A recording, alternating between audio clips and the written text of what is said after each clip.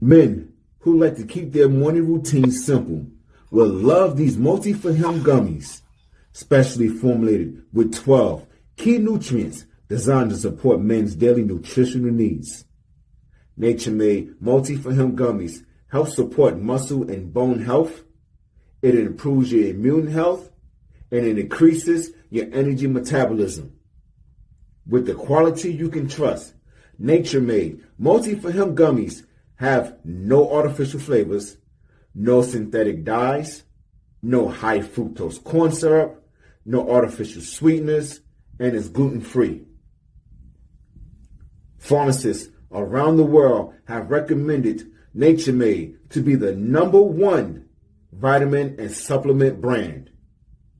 So when you need something that's going to help you get you through the day, when you need something that's going to increase your energy to help you get you through that workout, to make you perform as an elite athlete at the top of your ability, try Nature Made Multi-for-Him gummies, because you don't want to stop. To the 12th round.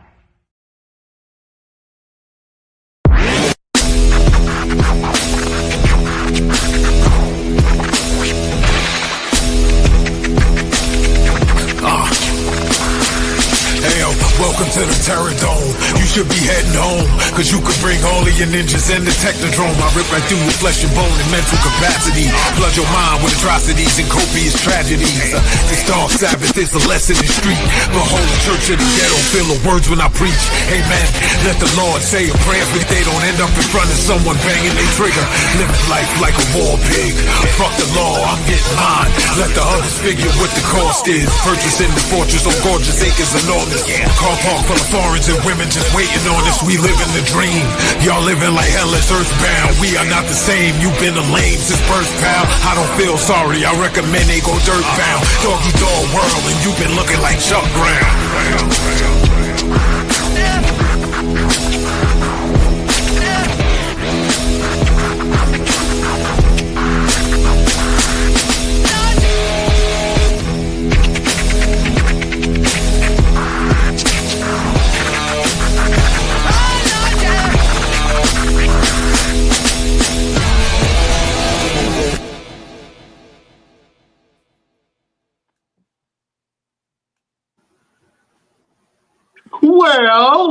Well, beautiful people, best damn nation. It is Wednesday, and you know what time it is. It is the Best Damn Wrestling Podcast. I am your humble host, Brown Renegade, and with me, I have the best damn crew. First of all, if you see this man in a dark alley, run for your life. He will beat you up and throw you in a trash can. He is the green-eyed bandit. He fights people. Sometimes he fights people. He's your mama's favorite wrestler, and he can whoop your daddy ass, the one and only Roosevelt, the fighter. What's happening? Yo, what up, B? Hey, man, we are back home. We had an amazing time over the weekend. It's been a crazy moment from top to bottom. I made this guy damn near pass out from the workout. I don't know why. So why you gotta tell fables? Huh? You gotta tell fibs in school. Why you lying? I'm just saying. He was. I was trying to get my limbs together, but bro, I got extra weight on me, and he worked me like a slave. You know what I'm saying? But I did lose some jaw meat. I lost some jaw meat. You look good. You look good and plenty over there, brother. You know, I appreciate it. I feel rejuvenated just a little bit. You know what I'm saying? So I just got to keep it up, man, from them insane ass workouts you be doing. But look, Roosevelt, I'm so excited. We got royalty in the house. Please do the due diligence and introduce our esteemed guest. Yes. Now, we say every week that I'm the guy that you don't want to meet in the back alley, but you don't want to meet this dude in the daylight, okay? You don't want to come across this man in any type of disrespect, because it ain't going to work out well for you, your mama, your daddy, your grandparents, your ancestors. He might hit you so hard, Harriet Tubman going to say, leave that man be, okay? He is one of the baddest guys in professional wrestling. And I don't mean that lightly. I mean that seriously. Like, if you see this man in the ring, you would know that it's game time. It's go time every time he steps in the ring. He's had opportunities with MLW, Ring of Honor. He's one of the baddest bad kaijus, okay, in the land. He is the big bad kaiju. Oh, man. Welcome. What up? What up, boys? Yo, what up, fellas? Man, I appreciate you having me, man. This is a lot of fun, man. I've been real hyped for this. Yo, we appreciate you being here, man, for real. Yeah, man. I mean, it's always humbling to get like invitations to do these things, man. My take on wrestling's real, like, sometimes skewed a little bit. So, like, but I nerd out for this stuff all the time, man. So anytime I get to be around like-minded individuals, I'm like, yo, it's gonna be a great time. Yeah, man. We like skewed views. You know what I'm saying? Yeah. Absolutely, man. Well, let's go ahead and keep this thing going. When I first came on, I was like, yeah, I knew you were royalty, man. So I don't know whether to bow. I don't know whether to say, just get on my knees. Man, I tell people, Tom, man, hey, just just dap me up one time, like, we're good. That's all I need. Yeah. Oshay, pull my head. Yeah. Straight up. Let's go ahead and get into it, man. I asked this question to everyone that comes on the show. It's always different every time. But I want to get some insight to Oshay Edward. So, Oshay, when did you fall in love with wrestling? Oh, boy. It's been a love-hate relationship for a while. I first found wrestling when I was like 8 years old. I found it in New York, watching the old it was like MSN or something like that, but it was like old main events on Saturday night. So I would watch those. I'm originally from New York, but I lived in Georgia with my mom, like when I went to school. So like there was no WWF in Atlanta at the time. That's how old I am. It was just WCW. Like that was it. And that's all you're gonna get.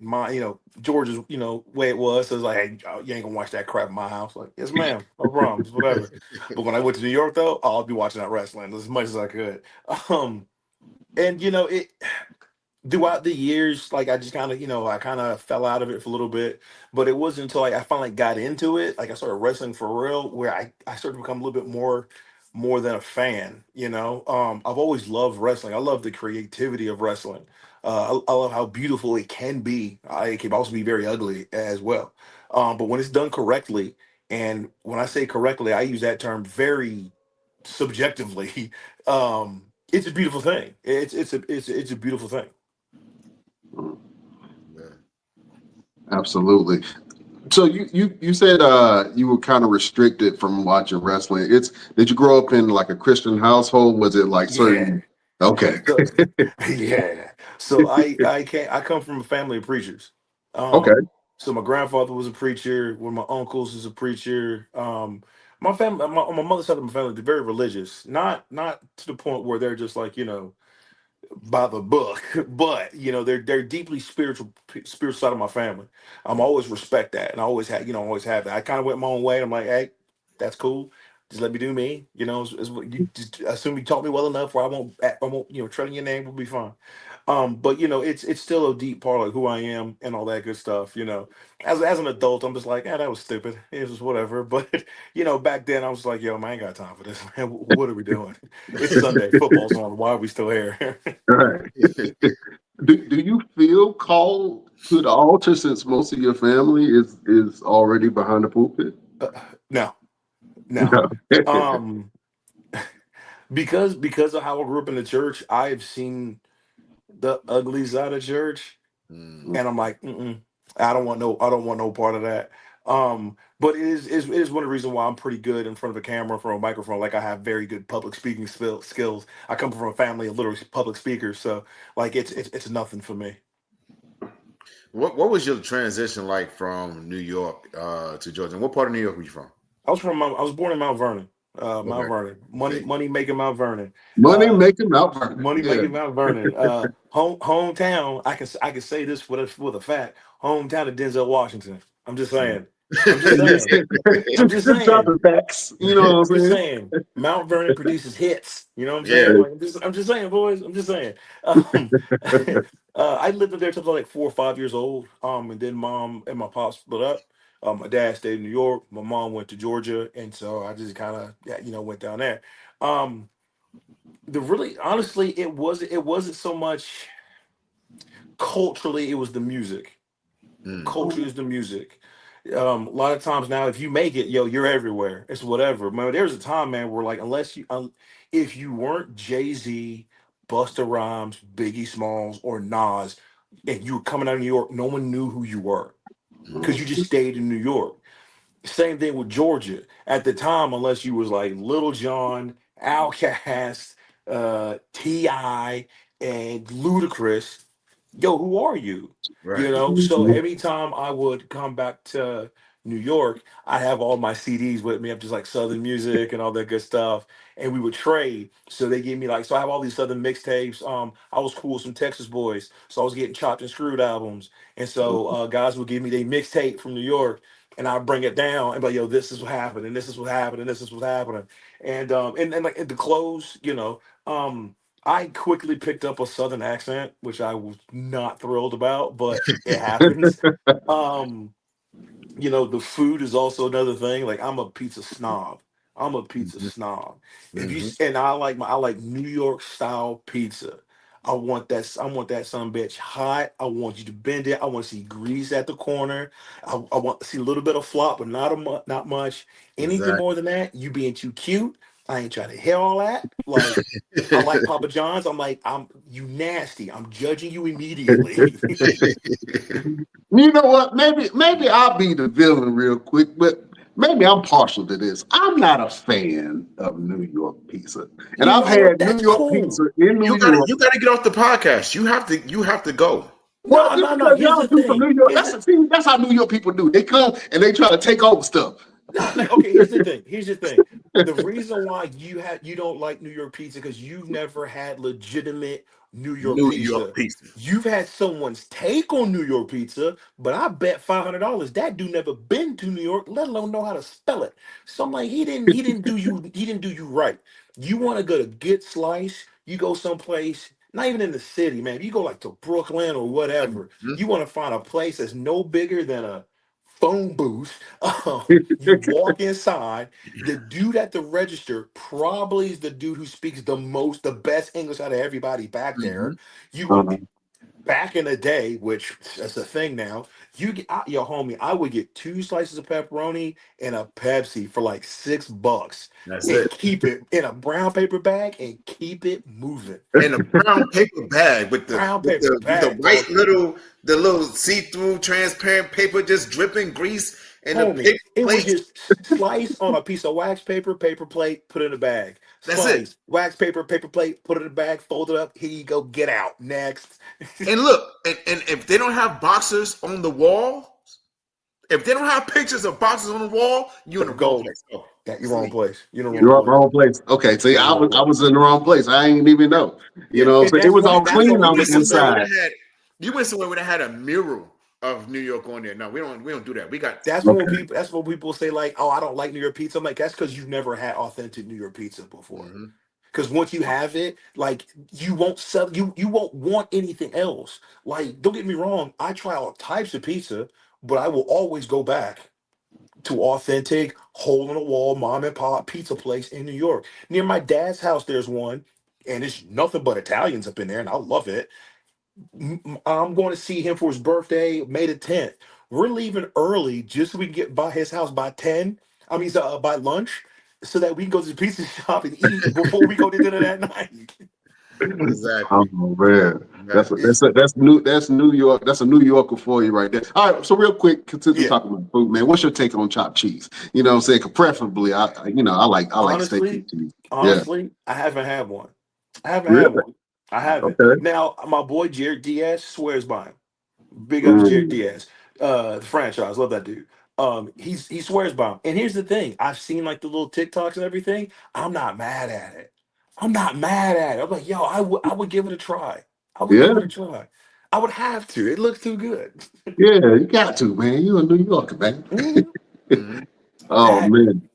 So growing up in Georgia and going back to New York, and you said that you exchanged music with some of your friends. They didn't clown you for bringing Southern music to New York Oh, City they didn't like because it at all. They didn't like it at all. Like, yo, what is this?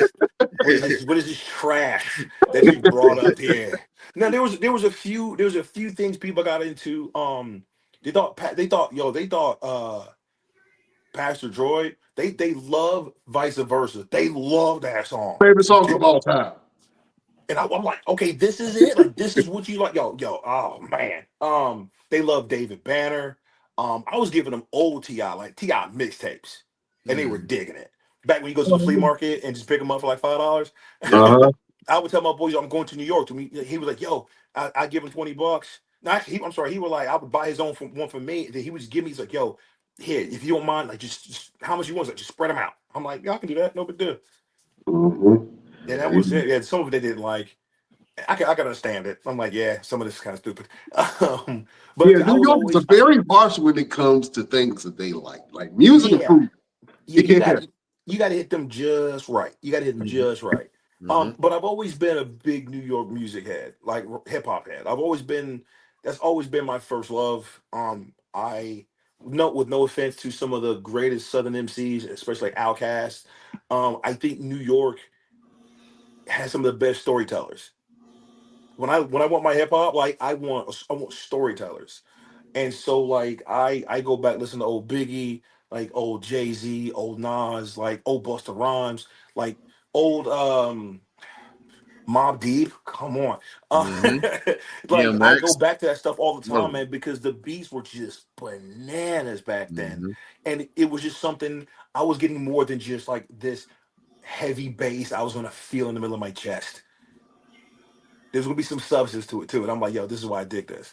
Yeah, absolutely. Absolutely. Now, speaking of New York rappers and everything, which New York rapper do you think would have made the best wrestler? Busta Rhymes. I can see that. Hell yeah. Busta Rhymes. Busta Rhymes.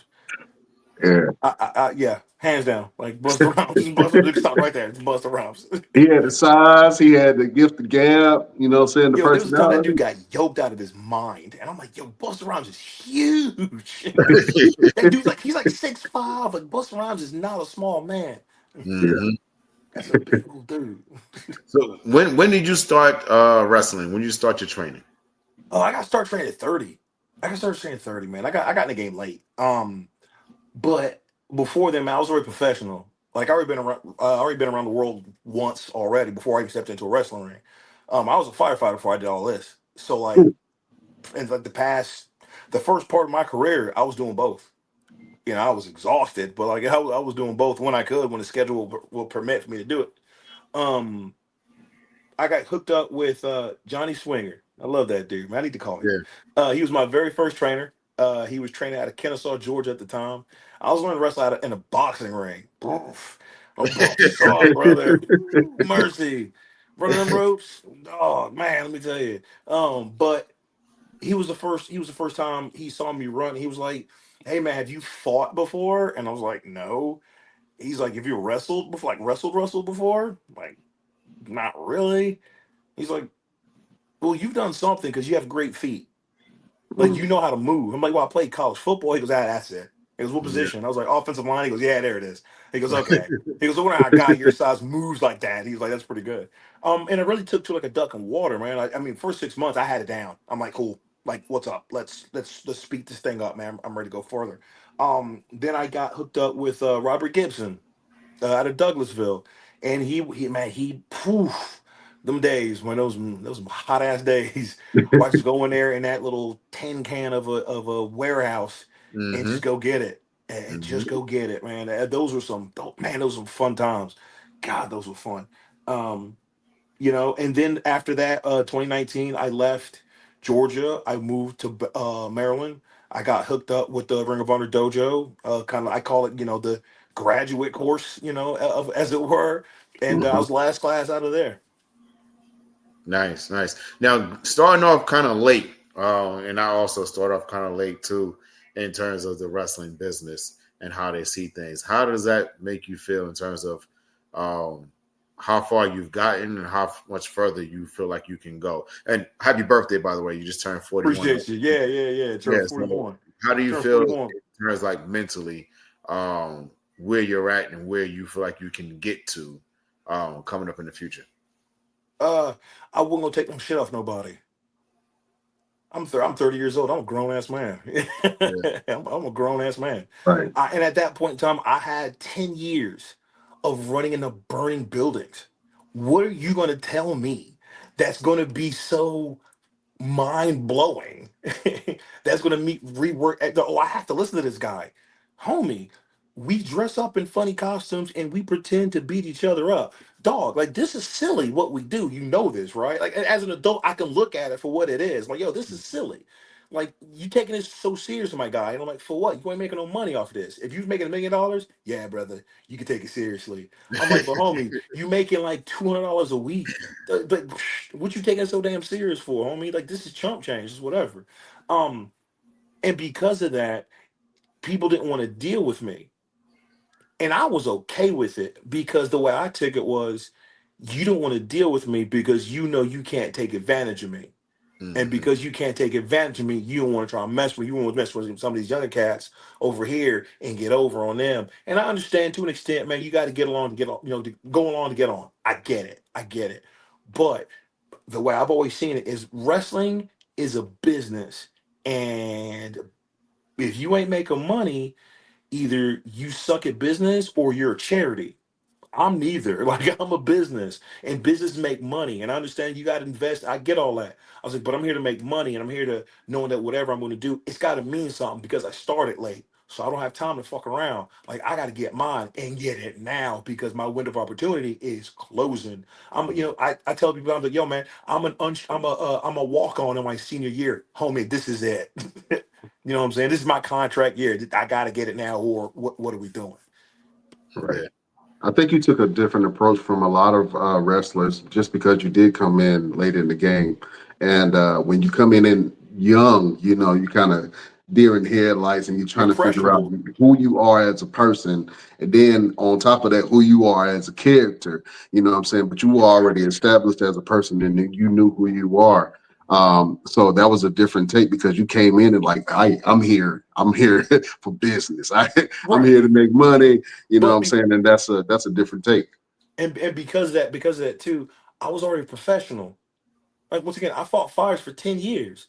I knew how to Mhm. talk to the public. I knew how to talk to my superior officers. I knew how to talk to anybody around me with mutual respect. So for me, I was already professional. I've met more unprofessional sons of bitches in the world of professional wrestling than I've met anywhere else. And it's mind-boggling because being a professional wrestler, the job description is in the name professional. And some people don't get it. Some people don't get it. And I root out unprofessional people all the time. And when I find out that people are unprofessional, I don't hoot, I don't holler, I don't make no post. Yo, I just distance myself away and I let kind of things is what they were.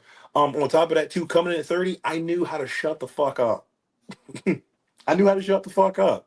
There were people doing more than me, farther than me, at a better clip than me. I can learn something from them. And if I'm talking, I can't listen. So I'm a shut up. I'm gonna let all these young kids talk about whatever, whatever, whatever, and I'm gonna get everything I need right here. At the dojo, like it was like that all the time where I would just have these young kids and they just be like this. And I'm like, man, if y'all don't shut the hell up, yo, he's trying to teach us right now, man. This is Joey Mercury, and don't get me wrong. Joey Mercury is an absolute psychopath. He is, but he's an absolute genius when it comes to wrestling. Like, don't take life advice from him, but like, if he has something to say about wrestling, you may want to listen to this guy. He knows Yeah. what he's talking about, and and top of that, once again, I'm a professional, so I'm not. I don't take this stuff personally. I check my emotions at the door. Why am I going to bring them in here where they can get hurt? Like that's dumb. I check them at the door. I do what I got to do, and because guess what's waiting for me when I go out outside? All my emotions are going to be waiting for me right there, unharmed. I'll take them home. It's whatever. A lot of cats came in too emotional, and you could tell. I'm like, man, I can't wait for you to grow up because you might be something. Yeah. Absolutely. Um, I got one for you. How did your family feel when they knew that you were going into wrestling? What did they think about the whole thing? My family's a bunch of jerks, and so and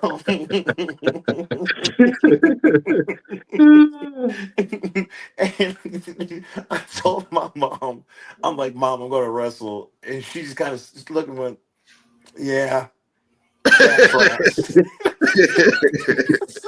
She's like, yeah, I kind of see that coming. Like, yeah, that's fair. Okay, all right, and then she got to see me wrestle for the first time live, and she was like, "You are really good at this." Um, and then my dad got to. I think my very first WrestleMania was 2018 or 19 or something like that. I know it's like Atlantic. It's like Jersey. I know that it was Jersey. No, it was New York City. WrestleMania was in New York because Ring of Honor ran Madison Square Garden that year, and people were pissed off about that. But it was in Jersey, and my dad didn't tell me, but my dad showed up, and he got to see me do my first moonsault. I had no clue he was there.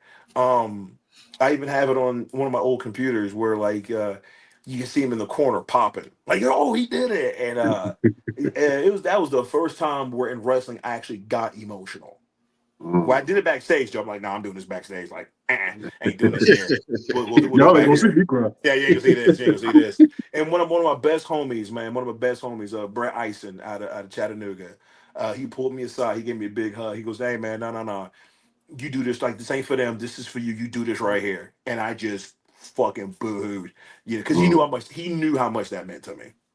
Yeah. So it sounds Oh, like you and your parents have like really strong relationships. Yeah, that was the one thing my parents never did, at least in front of me. They never spoke negatively about one another. At least, like I said, once again, in front of me, Mhm. or whatever. Like I said, my mom got remarried. My dad, I'm not remarried; they were never married. But my mom got married. My dad got married. I got three sisters on my dad's side. I got a brother and sister on my mom's side. You know, I tell people sometimes I chose the right parents because my mother's very creative. She's a baker. She used to play the violin. She used to write books, and then my dad's just an absolute brute. He played at Temple. He got picked up by Minnesota. Then he got hurt and said, "This isn't for me." Went back to school. Went to Fordham. Got his teaching degree. He just retired from being a New York City teacher like three some odd years ago. I come from a family of athletes on my dad's side. My cousin's Chris Canty. He's a two-time Super Bowl champ. Like, we're everywhere. Like, so yeah, man, I chose right. I really chose right. That's awesome, man. That's amazing. what Um, would you do if one of your family members came up to you and say, "Hey, I want to get into the business"? What I would would you say keep to it. them? I would keep it real with them. Yo, man, don't quit your day job. Don't Mm. don't quit your day job. And I don't say that to be mean or facetious. I say that because I love. Like, I tell you this because I love you. Do not quit your day job. Wrestling is not going to pay you like that. Wrestling don't pay me like that. And not saying that it can't, but I'm like, the amount of time, effort, money, sacrifice that you're gonna have to put into this, man, it's going to be unreal. And then it's still not going to be guaranteed to you. And if you don't love it, if you do not love wrestling, do not do this. You're going to be wasting your time, there's going to be some real long sleepless nights that you could have avoided if you just stayed away. Wrestling is for everybody, but it is not for everybody, and for a damn good reason. Um, and then at that point in time, I'm like, all right, cool. This is what you need to know. Wrestling is strictly aesthetic. Wrestling is not a mediocrity. If the world of professional wrestling was based on talent, this bitch would look like the NFL. Like, so get your mind right. Hey, be prepared to have to make a few sacrifices about your own self dignity. How much is it worth to you? Let's be real. We all have a price. It's not as much as you think. And if that check comes, you gonna take it? Because if you don't, that guy will, that guy will, that guy will, that guy will. mhm. Are you ready for that? Um, you gotta get ready, and then you gotta stay ready for an opportunity that may never come. Are you down to do that? And if at any point in time, anything I said make you kind of go, ugh, don't do it. Mhm. Don't do it. And I have to make them hate it. I would have to make them hate it, and they go, I still love it. I want to do it. But all right, cool. Now we can get to work. Because now you know what you're getting into. So now there's no false pretense. Oh, you never told me.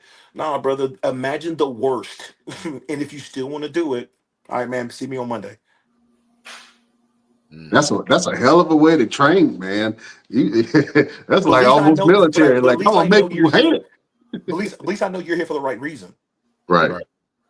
But Right. once again, like you think these boys are going to the NFL like putting their bodies through hell because it's a way to make a living? No, because they love it. You don't make it to the NFL and you don't love it. Why professional wrestling, while it's not, a sport to most people's, definition, but those guys in the WWE, you think they don't love it? Despite everything else, you think they don't love it. And if you think if they weren't in the WWE, they wouldn't still be wrestling, bet money. Let me show you how many cats get fired from that place and come right back to the indies and still do it because they Mhm. love it. If you don't love it, despite all that, Joe, don't do it. You waste my time and yours, and my time costs money, and you are not going to be happy. Exactly. Exactly. Um, Talk about some Run. of the factions that you're involved with now. Say one more time. Talk about some of the factions you're involved with now. You got one. You're part of Boomaye. And Yeah. you guys got the Kaiju thing going on. You, Joe Black, Trayvon Ali, which is a very huge thing. And let me tell you, I love seeing it because the meaning behind all of it with Yeah. you, Tim, Joe, and Trey. Like I've been in the ring with everybody except you so far, but I've been in the ring. I've been in the ring with every last one of those guys, and to see the strength behind it. You know what I'm saying? Talk about what it all means to you building something like that. Okay. Good question too. So we call ourselves the Pantheon. We call ourselves the Pantheon. And to sit amongst the Pantheon is something that like you just don't get to sit up here. Everybody who sits up here with us has earned it in some shape, in some form or matter. If they've earned it, they've earned the right to sit with us. And those beads signify that right, that you get to sit with us. But just because you got them doesn't mean that you get to keep them. Because at any point in time, I can always come to somebody and just pull your card. But yo, man, I don't think you're worthy to sit with us no more, man. I'm gonna find out. I'm going, and I'm gonna take you. And if I beat you, I'm taking your beads. They're mine now, Mhm. and I'll give them to somebody else who deserves to sit with us. Like I have an extra pair of beads. I just sit around, and people are, who are these for? And I'm like, I don't know.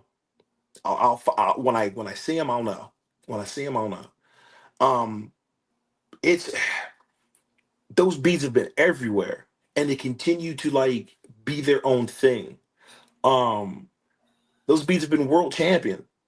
Alex Kane has a pair. They are considered world champ. Like the Pantheon holds world champions. That's awesome. The beads have been overseas. They've been to Canada. They've been to Germany. They've been to England.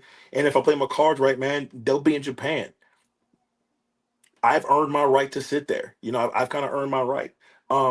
Joe is the Joe. We are all disciples of Joe Black. We're all disciples of Joe Black.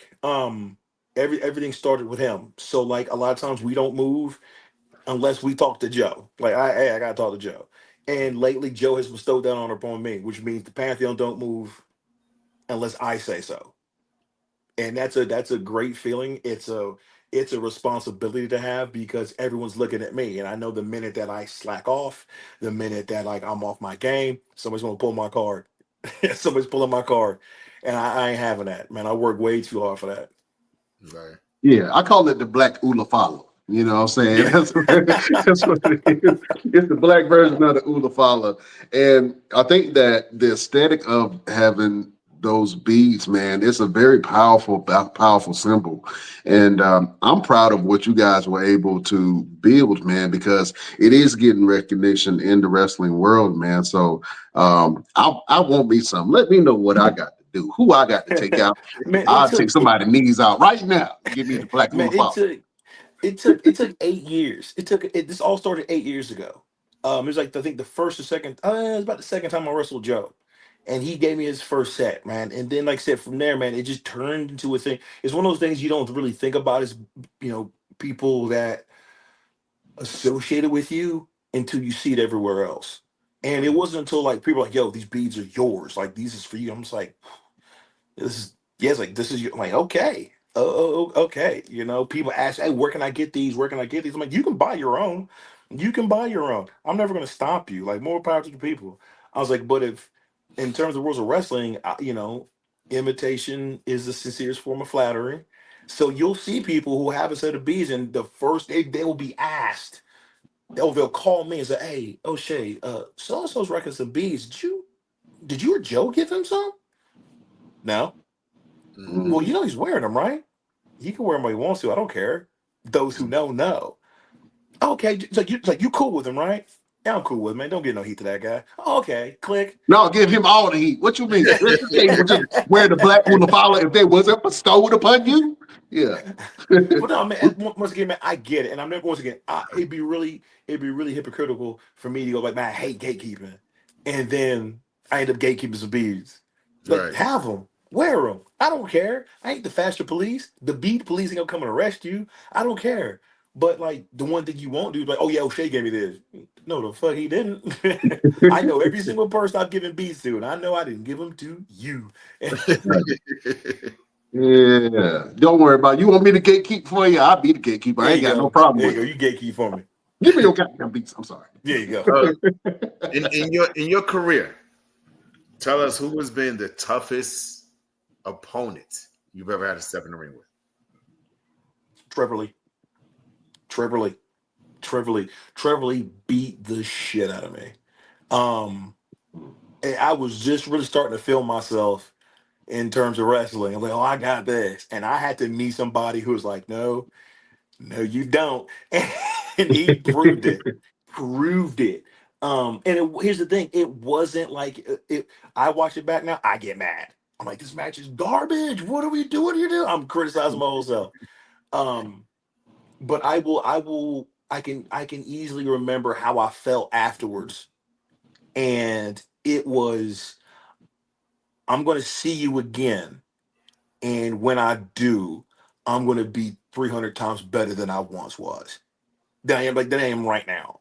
And I got to see him maybe like a few months ago, and I was surprised he still remembered. He goes, "Yeah, I still remember you." It's like, "Hey, by the way, I need to thank you. So you beat the shit out of me that night, and I needed that to get my ass in gear." Mhm. And one day, I was like, "One day, hopefully one day soon, I'm going to repay that favor." And he was like, "I hope so." Mhm. I had that moment. I don't know if you remember Scrapyard Dog. I do, I do, You I know, do. Scrap. I just started with Gouge in Raleigh with Hmm. Gronk, and I did something stupid the show before, and so Gronk told Scrap, "Get his ass." Beat his ass. Beat his ass. And we got in the ring, and before we went to the ring, Scrap was like, "I'll see you out there." I said, "All right, cool, no problem, not a problem." And we got there, and he went to town. You know what I'm saying? Like he Damn. just went to town, and whatever he gave me, I gave back. Yeah. Whenever he's all right, you better fight back. All right, boom, boom, boom. But man, and we got to the back, and he looked at me, and I walked up to him. I said, "Thank you for the match. I really appreciate it." He looked at me. He said, "You have my utmost respect." He That's said, all it "Hey, is, any really. other man would have been in my head crying. They'd have left. They'd have grabbed their shit." He said, "You walked up, you shook my hand." He said, "When I see you again, get yours back." Yeah. And like maybe 4 years later, we got in the ring again. He said, "Remember the first time It's we time. met?" It's I said, time. "Yeah." He said, "Your turn." He said, "You All right. better give it to me." All right. All right. And I gave it to him. You know what I'm saying? And we Yeah. got to the back. He said, "This is why I knew when I beat your ass that time that you was the reason. You Yes, I'll was see him again. yeah, I'll see him again. yeah." And so I feel that. I feel that Oh yeah. 100%. I feel that 100%. Yeah, yeah, man. By far. Ever since that, Everything's been a breeze. It's been a breeze. Like, hey man, nah, you got nothing. Listen, unless your name is Trevor Lee, hey, I got this. Well, just leading into that, man, and I think you already alluded to it, but I kind of just want to ask the question. But what's something that um, getting your ass whooped will teach you that winning cannot? Just in general, Yeah, yeah, yo, I don't care how big you are. I don't care how strong you are. Somewhere there's one person who can whoop your ass. And if you ain't careful, that dude's a lot closer than you think. And ever since then, I respect everybody. The dude who's 5'6" and a buck 40, hey, that's the most dangerous man in the room. Yo, I'd rather bet all money on that dude than the guy who's like 7 foot nothing and 300 pounds. Like, no, I'll bet that guy right there. yeah. I feel Yeah, that. I can definitely see that. You got some shows coming up pretty soon. And it's all leading to the really big thing that you got coming up. You have this show here, Mm-hmm. the ALW, you're the ALW heavyweight champion. Mm-hmm. And then you also have this show right here with GCW, Sir. May 17th. Sir. Talk about your preparation for these two shows coming up. It's really everything's kind of been like training camp mode. Like I was telling Roosevelt earlier, man, I started the year like 284, 285, something like that. And now I'm like 266 is where I'm sitting at now. Still benching 405 pounds. I'll still squat 4 plates. I'll still deadlift 4 plates. What walk in the park. It's no big deal. But it's about really trying to push myself to a point that I've never really done before. Because to do the things that like you've never done before, you got to be willing to put yourself through things that you've never done before. Um, and even still, you're still not guaranteed to be ready. You're just hoping you're preparing the right. You're just hoping you're prepared. And that's what all this has been, man. May's a huge month for me career wise. And I need to make sure that I'm firing on every single cylinder. I need to make sure that I'm looking at my very best at every single time, every single avenue, because this is for real. This is what I'm kind of hinging the past 11 years of wrestling on. The whole thing of hey man, it's not about just getting ready. It's about staying ready. And that's what all this has been about, is me staying ready for the opportunity of when like the door's just been cracked open. Are you ready to kick that son of a bitch off the hinges? And I've been gearing up for this for a long time. So I hope this is it. Well, I'm gonna tell you this. This is no longer the year of hope. This is the year of believing. Okay? Yeah. We've done a lot of hope from birth to this point. Now we just in the mode of believing. So I believe that this is it for you, and some big things are gonna come, and you're gonna go out there and you're gonna show the world how great you are. Oh, bro, that's already written. That's already that's already been written. Now it's just like I said, now it's just make sure when I'm there, like I said, all right, cool. This is nothing. This is another day for me. I've already been here before. Mm-hmm. You're muted, Brian. You get excited and you're on mute. Oh, sorry. Oh, say who my bad. He gets so excited. Yeah, go kick his ass. What? Nothing. Yeah. Nothing. Nothing. They knew what I mean. It was intended. You know what I'm saying? Oh man. So what's the next? I know that you mentioned that you are that your career, even though you have a lot of stuff going on, eventually it will come to an end. What are some things that you want to do in your career before you hang up your boots? I want to wrestle in Japan. That's actually the biggest thing I've been working for. It's just kind of working for Japan. I got opportunity to actually try out to get there, and so everything else has kind of been, I don't want to say on the back burner, but that's been my number one focus. Like if me not going to a show meant that I can further my chances of going to Japan, hey man, I'm gonna owe you one down the line, but I gotta focus. I gotta focus on this. This year, honestly, man, to me, this year is where I'm getting to be very selfish, and I love it. I've been a very giving person my entire life. It's kind of all like my whole life has been in servitude of others. So this year in wrestling, man, I got to be really, really selfish, and it's really paying off because I have such good, I have such good rapport, and I've created such good faith with so many other people and some bigger names within the business of professional wrestling that when my name comes up, it's never an issue. People are like, yeah, sure, no problem. Like, of course, like he's a cool, that's the guy right there, you know. So like a lot of this training, a lot of stuff I've been doing has just been like focusing on getting to Japan. I've been doing a lot of writing. Been doing a lot of writing, man. A lot of writing for like different wrestling shows. Really kind of flexing my writing chops, man. I'm a theater kid by nature. I'm just a theater kid. I did like 2 years in high school. I did 2 years in college. Loved it. People's like, "How come you do any plays?" I'm like, "Brother, I got Central Arkansas like this weekend, dog. I gotta focus on this. I'll run these lines with Othello for you, but I gotta focus on this 42 track veer. Like I gotta make sure I got that down. You know what I'm saying? That's keeping me in school right now.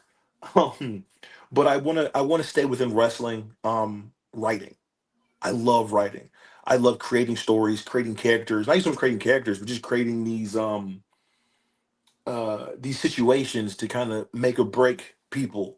You know, wrestling is real as you will let it be. So I'm going that's my thing. I like to communicate to the lowest common denominator, at least to get to a language where majority of the people speak, and I speak in that language because if I can do that, I can get everybody to come along with me, regardless of how how smart or how your IQ is, you can follow along. It's lowest common denominator, dog. This is it's wrestling. It's entertainment. It's supposed to be fun. So I want to find different ways to entertain the people, even if I can't physically go out there and do it. I can write my scripts and write my promos and write my show directions, all that good stuff, so that other guys can get it. It's been one of the funnest things ever. Is like teaching these guys this is how wrestling can be if you have somebody who's properly writing for you but it's not, it doesn't always fall on you.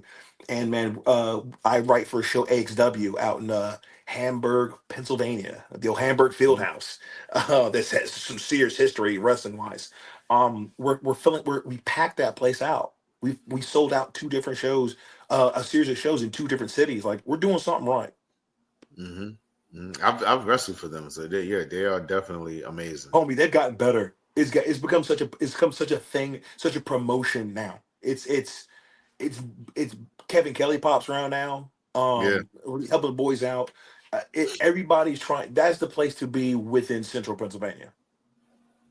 nice.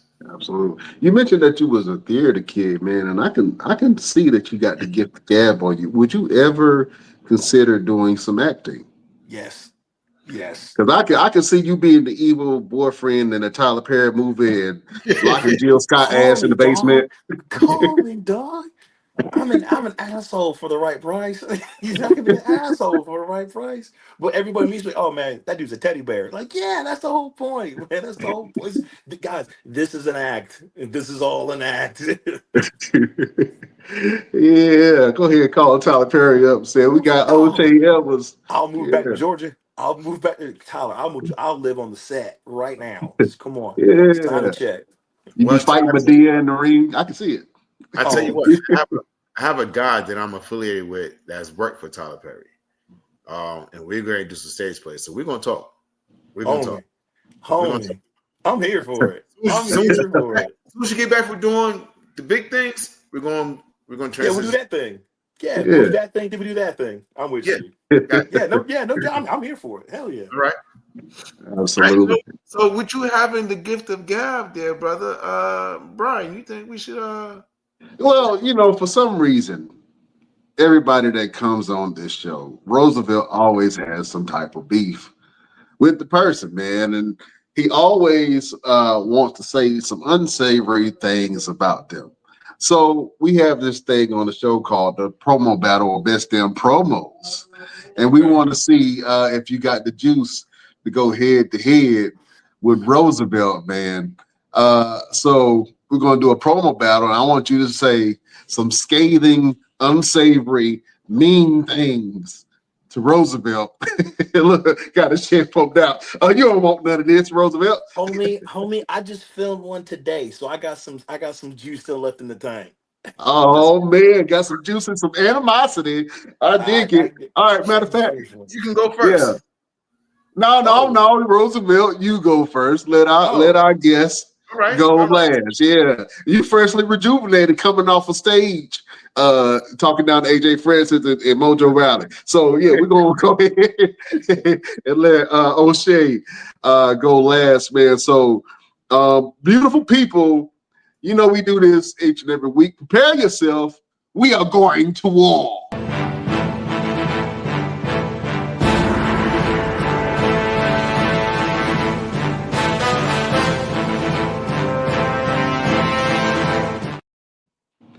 All right, Roosevelt, you got the stage first. Who's afraid of the big bad kaiju? Everyone. Everyone except me. Listen to me, dog. The last time I felt fear is when I felt fear for everyone else.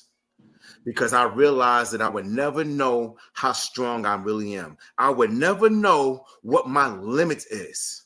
You see, the more energy I'm used, the more I get. The stronger I am, the stronger I get. I'm like the Incredible Hulk of professional wrestling. You hit me, I get bigger. You make me angry, guess what? The secret is I'm always angry. I'm always ready. And I've been ready to step in the ring with you for a very, very long time. You see, because your name rings in a lot of ears. Your name causes earthquakes in a lot of hearts. And I want to test that. Not only do I want to test you, but I want to test me. I want to test every soul that's ever stepped in the ring with you. I want people to see how good you are so I can show them how great I am. O'Shea, I want you to understand one thing for me. Hit me, dog. Hit me as hard as you can. Hit me as much as you can. Till your arms go dead. Till your body gets weak. Until you can no longer breathe. Because then, only then, when you realize, like everyone else does, is that my name is Roosevelt. And I like to fight. Ooh, sounds like Roosevelt brought the heat. Oh man. How long was that? O'Shea, what you got? How long was that? I won't keep it time. I was listening. How long was it? It don't matter. Take your time. Yeah, go for it. Well, how long was it? About a minute and 10. All right, cool. I'm trying to maintain. All right. Give me a second. Hold on. Yo, dog, you say my name like it's legend. Like I'm supposed to walk down from some mountaintop, man, and come and bless you, Roosevelt. No, man. Here's what you don't understand, man. I'm a man. I'm made of flesh and I'm made of bone. And I bleed. I've bled with some of the best of them. But you know what, man? If that just makes me a man, that makes you a man too. Which means you made of flesh, you made of bone, and you bleed too. See, you can miss me with all this. I don't fit this and I don't fit that. Yo, that's great, dog. Happy for you. Good for you. That means shit to me. Do you know how much pounds of pressure it takes to snap a man's femur in half? I do. Do you know how much torque you have to put on a man's shoulder to rip it out of socket? I do. Do you know the force it takes to break someone's ribs just to press down with all your weight? I do. Hey man, this ain't a battle of wills. This ain't a battle of strength. This ain't a battle of fear. This is about breaking you. And homie, here's the thing, man. I'm gonna break something inside of you that no doctor's gonna be able to fix. I'm gonna take your will to fight from you. You can crawl, you can scratch all you want to, man, but it's gonna be real hard to do anything when your arms broke, when your legs snapped in half, when you bleeding in your pelvis because I snapped your hip, When you can't breathe because I bruised one lung and I cracked some ribs on the other side. You a man, homie. You a man. Don't forget that, boy. You a man. You could bleed like a man. You could die like a man too. I'm ready for that. Homie, we go outside right now. I got 2 holes 6 feet deep, ready to go. And one of them's for me. It's always gonna be for me because that's what I do, man. I wake up every day. This ain't no test, dog. A test? You ready to flunk? You ain't gonna pass it. You gonna be in that hole right next to me. We gonna be dead and buried. They ain't gonna say our names no more. Well, they'll say my name. Yours. What is it again? Ah, that's right. It's Roosevelt. See? I was forgetting already.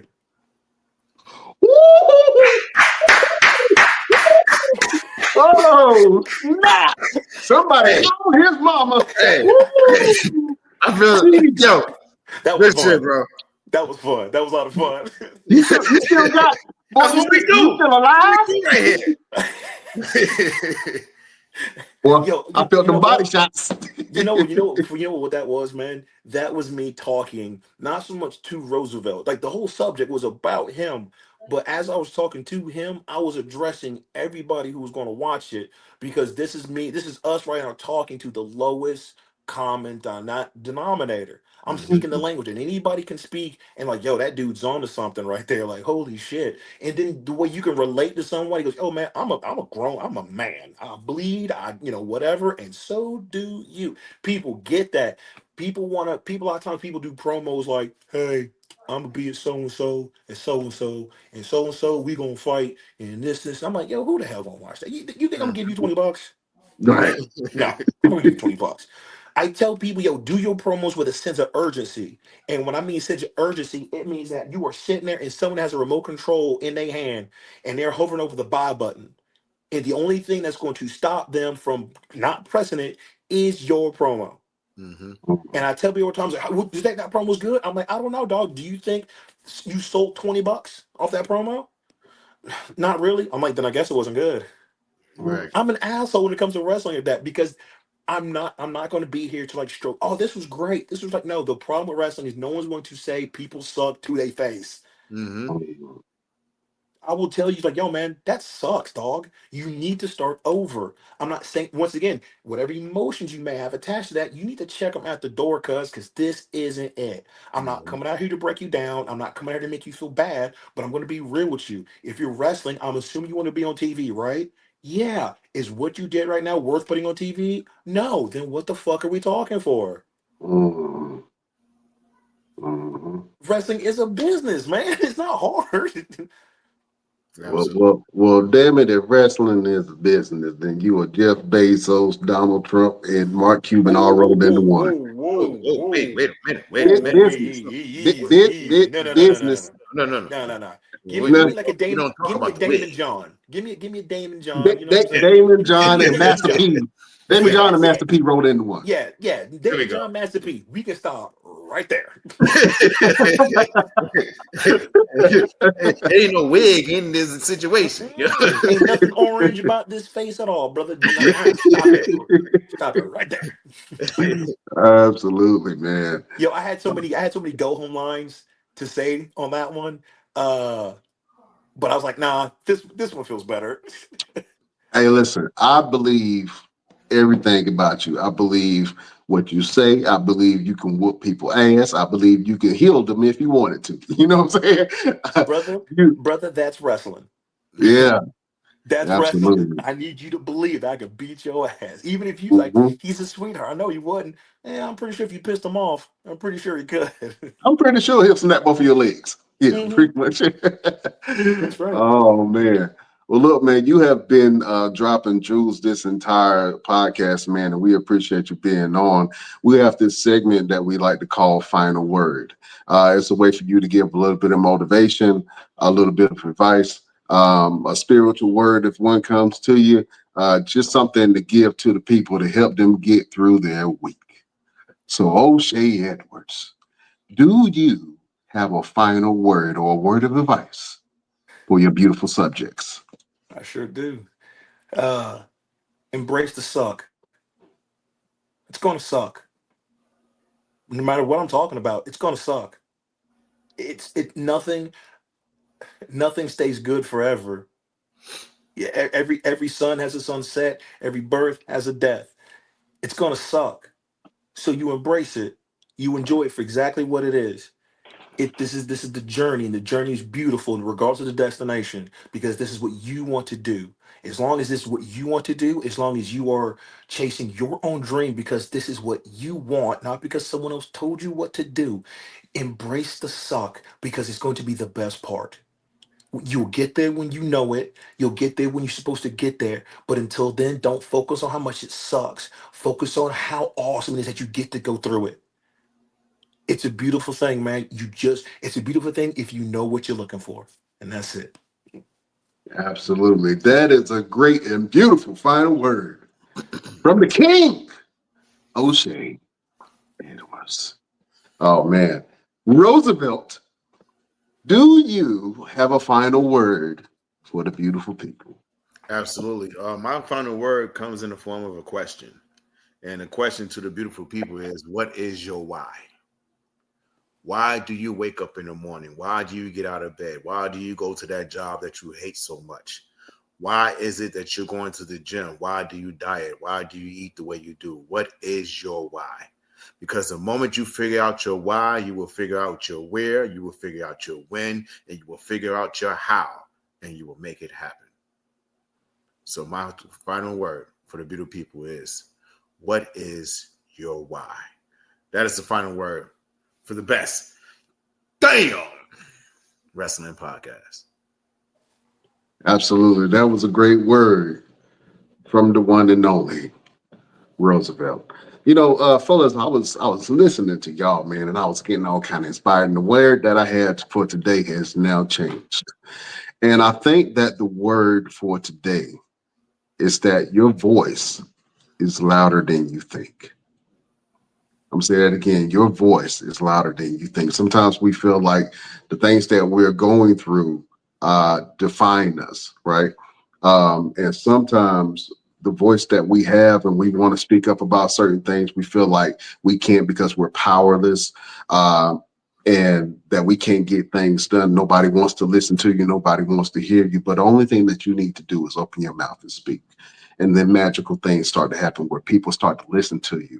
You might have influence on something, or you might start to develop your voice. The reason why I started, wanted to get into podcasting, and me and Roosevelt and LP and Chef, we started the Best Damn Wrestling podcast, is because I wanted to find my voice and my voice in speaking, and I wanted to see how that transcends. And even though we're a wrestling podcast, we talk about faith, we talk about motivation, we talk about health and fitness, and we talk about mental health as well. You know what I'm saying? And a lot of things that go behind some of these characters that we see on TV and some of these wrestlers portray. But you have to realize that you have a voice, and that when you are around like-minded people, that voice can get louder. You know what I'm saying? So it may be something that's simple as in you writing, or you singing, or you speaking to someone and you speaking life into someone. But find your voice, because your voice is louder than you think. That is the final word from your boy, Brian Renegade. Fellas, was that okay? Was that it won't get great as y'all's, but you know what I'm saying. It's perfect. Exactly what it needs to be. Absolutely. Man, O'Shea, what you got's going on, my brother, and where can the people find you? Find me Instagram, because I refuse to put over Twitter anymore because gross. Instagram, Big Bad Kaiju, period after every single word. Come be a part of a growing community of just me being an absolute idiot in the world of wrestling and all that good stuff. You can find me on whatamaneuver.net. You can find me on foryouwear.com. Just go on the search bar, put Oshay Edwards over there. Yeah, man, like support indie wrestling. The next major wrestling star is going to come out of here, man. I love WrestleMania weekend because I love seeing all the people that I got a chance to like be a small footnote in their story, like do big things. It's super cool to see. I'm like, I know that guy. I get to be a fan again. So yeah, support indie wrestling, folks. You'd be surprised at who you see. Absolutely. And real quick, where did the big bad kaiju come from? All right, man. I guess we're gonna be a nerd today, so here we go. Why not? So I used to e-wrestle when I was like AOL in Yahoo days, all that good stuff, right? And I had a character, and his name was Justin Brooks, and I always called him the Big Bad Brooks, which is still a dope name. I still want to use it. It's still a dope name for somebody. And then when I came with Oshay Edwards, I started as a Silver Tongue Devil because they kept giving me a microphone, and I was just doing crowd work on everybody. It's just whatever, but it just didn't fit. It's because when the bell rang, man, I wasn't talking. I was about that work. Um, and then I just kind of put two and together. I was like, yo, hold on, Big Bad Kaiju. Yep, send it. That's we're gonna roll with that now. And it's been a thing, man. I really enjoyed the ride that thing has really taken me on. That's all. Absolutely. Love the name, man, by the way. You know what I'm saying? I thought it Appreciate you. was a dope name. I had to ask what the origins was, man. You know what I'm saying? I thought you did something mystical, like climbed a mountain and met with a witch doctor, and then when he gave you the beads, he gave you the name too. Brother, if you knew the life I lived outside of wrestling, I've earned those beats. Oh yeah, man. You know how to withstand the heat, man, as a wrestler and a firefighter. You know what I'm saying? It get hot in there, you know what I'm saying? Man, But I did that. I spent 18 months in Saudi Arabia fighting fires in the Middle East. Trust me, brother. Trust me, I earned these beats. man, you a real life hero in real life. Nah, man, heroes are dead, dog. I'm just a guy doing a job. Oh man, absolutely. Well, look, man, it's been an absolute pleasure and honor to have you on the show, man. You are now a member of the Best Damn crew, and you can come on anytime that you have something to promote, or if you want to just talk shit with the boys, man. You're more than welcome, my brother. Yeah, I ain't got no beef. I like that, man. But I appreciate it, man. Thank you saying? boys so much, man. This is a great time. I really had a lot of fun. Absolutely. Look, I gotta have you help us in the show. Okay. Hey, man. Ain't nobody around. Your mom and your daddy ain't around to hear you cuss, is it? No. Nah. My kids are worse. I got you. All right. So I just want you to say the word damn. Okay. So I'm gonna say we will see you next week on the next best damn. I want you to give me your best Ron Simmons damn. I want you to give me one of those Oshay Edward dams, one of them Big Bad Kaiju dams that scares the soul. You know what I'm saying? I want one of them. You know what I'm saying? You got me? I got you. All right, my man. Let's do it. Beautiful people, best damn nation. We will see you next week on the next best damn shit wrestling podcast. I got to put my insides back in my body. Yeah. Oh man, Big Bad Kaiju, Oshay Edwards, man, you are a gentleman and a scholar, sir. Thank you so much for being on here and taking up for New York pizza. You know what I'm saying? Somebody had to do it. You know what I'm saying? Because Detroit and Chicago whooping y'all ass right now. That's all they can have their soup. Oh man, beautiful people. We can't hold you no longer. Check us out on all our platforms, Spotify, YouTube, wherever you get your podcast. You can check out the Best Damn Wrestling Podcast. Shout out to everyone who listened to us overseas in Germany, Australia, Japan, everywhere. I mean, they loving you, boys. So we appreciate y'all listening to us and watching our content. You know, I got to shout out all the countries that come up on my analytics. I get excited. You know what I'm saying?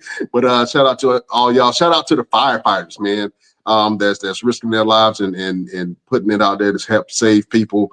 Shout out to the truckers that go up and down the highways and provide us. Y'all the lifeblood of the country. So we appreciate y'all showing us love like he does. All right, we got to go. Beautiful people, we bid you adieu.